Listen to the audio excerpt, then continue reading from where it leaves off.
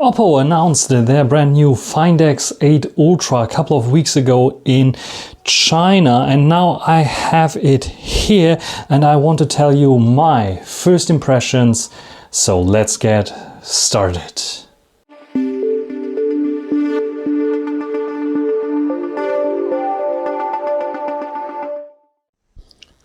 Inside of the box you'll find obviously the phone itself.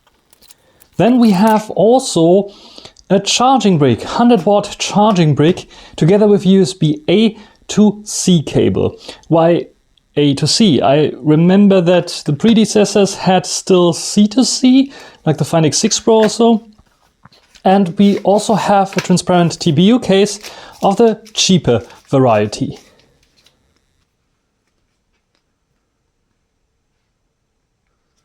In contrast to its predecessors, the Find X Ultra does not provide any vegan leather back, but only frosted glass like the white one that I have here. The sides of the phone are now flat, exactly as the display, which is also flat now. You can see the new action button as well as a new capacitive camera key here that allows us to quickly start the camera and take a photo. The camera bump got slimmer in comparison to the predecessor without sacrificing camera quality, at least this is what Oppo claims, at least also when you don't count in the ultra wide angle, which has been downgraded in sensor size again. But let's take a look at some camera samples taken with the Find X8 Ultra. 4K 30 frames per second here on the front-facing camera of the Oppo Find X8 Ultra. This one can record 4K 60 and 4K 30 frames per second, but sadly in comparison to the predecessor it doesn't have any autofocus. So what do you think about the quality here on the front-facing camera of the Find X8 Ultra? I'm recording with the LIT 900, the 1-inch type sensor here, the main camera sensor on the Oppo Find X8 Ultra. So what do you think about the quality here? 4K 30, 4K 60, but also 4K 120 frames per second are possible. So great that we have this. No 8K support yet, maybe it will come with a software update, we have to see. But let's go and switch to the ultra wide angle, because this is also possible. There we go, this is the ultra wide angle. This one is not so ultra wide, I would say, and it is a bit of a downgrade in comparison to the Find X7 Ultra and major downgrade in comparison to the Find X6 Pro that had a large sensor here. This is a bit of a smaller sensor, but nevertheless in this daylight condition it should work fine, give us nice stabilization and nice colors as well. And then we want to perform a little bit of a zoom test here, so let's try to zoom in on a flower there. We have two periscope zooms, so let's go in directly 2x there.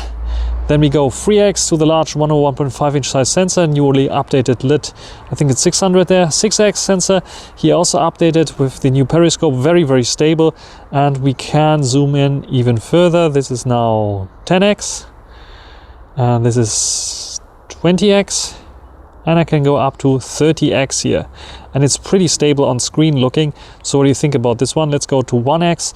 Also looks pretty nice on first glance here. The Oppo was known already from the predecessor for very good video quality, and I think they managed to do this as well with the Find X8 Ultra in my first impressions here. Taking a look at the photos, we start off with the new macro camera. The 70mm has now the possibility to crop in very close and do a macro-like shot with a nice aperture there, and you can see the nice details that we have here. Reminds me a lot of the Xiaomi 15 Ultra and the 14 Ultra that also have a 70mm crop. 14 Ultra actually a little bit more, 75mm, but nevertheless very nice detail level and very nice crop. You get a bit of shallow depth of field, which is quite nice, but there's also the possibility to have like a full focus. We will take a look at this right now in a second. The ultra wide angle also doing a nice job, 15mm. It is not as bad as I would expect it to be. GN5 sensor here, it's a downgrade technically speaking, but I think the sharpness is not overdone, it's not overcooked so much. And it reminds me a lot of the Find X8 Pro that we had there, that also had a good ultra wide angle, and I think it's doing a nice job there. Zoom shot, 70mm, nice and sharp, nice details, nice colors. The colors are very accurate. This is how the bricks look like, not too red, not a little bit too yellowish, and the shadows are also very nicely done here. The detail level also very nicely done. 135mm, you can see like the difference between this here and this is really a crop in, even though we are using different sensors here. 135 looking also very nice, very detailed here as well. You can read everything what's written there, which is nice. And when you go to 300mm here, also very, very cool. You can read what's in here. You can see a little bit of details there. It is getting a bit of artificial there and having a little bit of the fight with the HDR there in this bright conditions. And here 668mm here, also pretty nice. The detail level are still there, but you can see if I go to 100%, it is a bit artificial looking already. Nevertheless, I think we have a good zoom here on our hands.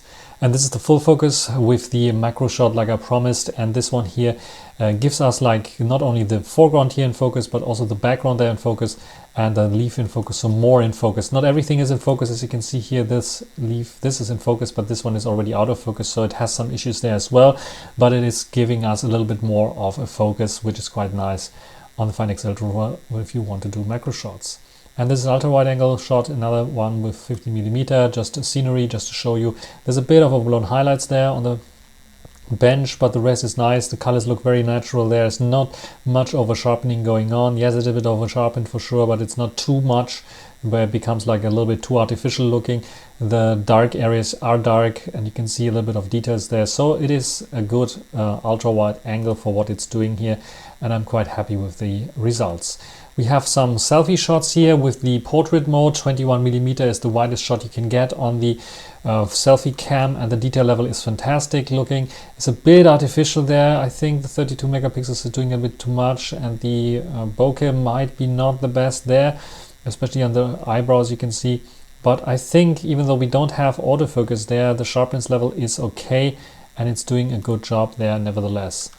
Also nice HDR. The main camera sensor, of course, is a Leica 900. We know this already, and it's doing a very nice job there. Even with this shot, you can see nice details, nice bokeh fall off. It is just simply a very good sensor there.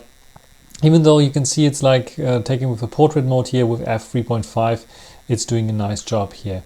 And this has been taken with 85mm, which is like if you press the 70mm again or the 3x again, you get this shot, and you get nice detail levels here as well on this little plant swimming, all those little leaves swimming on the pond. And you can even get a bit closer with the 135mm, and this is still nice in terms of quality. Maybe not the sharpest there, but still giving us a nice photo there. A bit of dark photos or dim lit situation photos, and yes, it was really dim lit situation, but the main camera sensor has a large aperture, a large sensor, so it can give us a lot of more light gathering capabilities. And here you can see every stroke of the brush can be seen here on this painting, which is quite nice. So very, very nice and detailed. Also the feathers here nice and detailed, the background nice and detailed. Of course the foreground not so much because we have a bit of focus fall off, but it is doing a nice job. Also the ultra wide angle, quite surprised here to see this. ISO 4000, you can see ISO 2500. It had a little moon symbol in contrast to the main camera sensor that didn't. So it has like a little bit of longer exposure here, but still the detail level are fine. You can detect everything nice and dandy, no issues at all with this one. And here you can see the painting that was there in the background. There's only one window, the rest is like closed. So yes, it is a dim lit situation for sure. And it's brightening things up, and it's doing a solid job for an ultra wide angle. The telezoom at 70mm shouldn't have any problem here, and it doesn't. You can see all the nice details here. You can see there's a little bit of a net going on there, and other cameras cannot capture this, but this one here and the 6x also, it's really using the 6x here, is capturing it nicely, as you can see here. And we have this nice motif here without any issues. Even if I zoom in even to 300mm here, then it's falling apart a bit. If I go 100%, you can see the details are not there as I would like them to be, but zoomed out, it's looking still okay. And then another selfie shot in the dark here with 1x in this case, which is cropping in a little bit of the 21mm to 25mm. Still nice and sharp, nice and detailed, but a bit artificial looking already. You can see it. That is like doing some stuff there with sharpening things up there, and because it doesn't have any autofocus, it has to do some kind of magic trickery. This is what it's doing here, and it's not the best. I think I saw already a little bit better ones, but it's pretty good. ColorOS is the operating system in version 15. As you can see here, I am running the newest update, which is 15.01.402 on my device, where I perform all the tests. And all the camera samples with this version. It is quite a smooth operating system that has all the features that you might expect. It's very iOS-like in terms of what it has in terms of features, and the animations are smooth, butterly smooth actually, with all nice animations for opening applications, closing them, and so on. The Find X8 Ultra has a new fingerprint reader, which is finally an ultrasonic one, and you can just scan it in like this here, what I'm doing with my right thumb, and that's it. We can also add face data if we want to. So I enroll my face here. It's 2D face unlock, but hopefully should work fine as well. The pretty large 6100 mAh battery can be charged 100 watt wired and 50 watt wirelessly.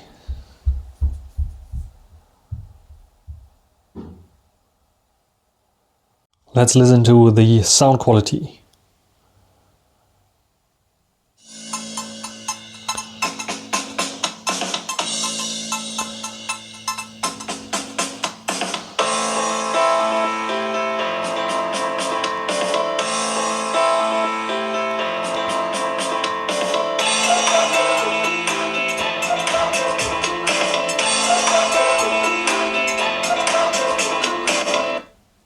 So it gets pretty loud and has, I think, good bass and quality to it, but it's not the loudest that I heard. There's slight vibration here on the backside, and we have a little bit more bass coming from down below, where there's a little bit of more highs coming from up here. But overall, the sound quality is quite good. If you put the case on, it is fitting nicely. It's protecting the camera bump slightly bit there with its lip. It has a nice opening here for the camera button, and then we have a nice cutout for the USB Type-C port, and all over the place here nice button placements and nice clicky tactile feedback still on with this. So very nice case. Even though it is TPU, I think the quality is better than some other TPU cases that I saw so far. The side-mounted action key here, or shortcut button, can be configured in various different ways. You can go to your settings and you can configure the shortcut button there, and it looks like the iOS animation there. By default it is going to MemoClip, which is a China-specific AI that helps you to memorize certain web pages or open things by taking a screenshot and doing some text OCR to be able to search for certain things like recipes or contact data and so on. But I like to use the same as on iOS, the sound and vibration feature, because then I can switch from ringer mode to silent mode, or I can switch to ring or vibration, which is quite nice. So the same functionality we had with the Find X7 Ultra.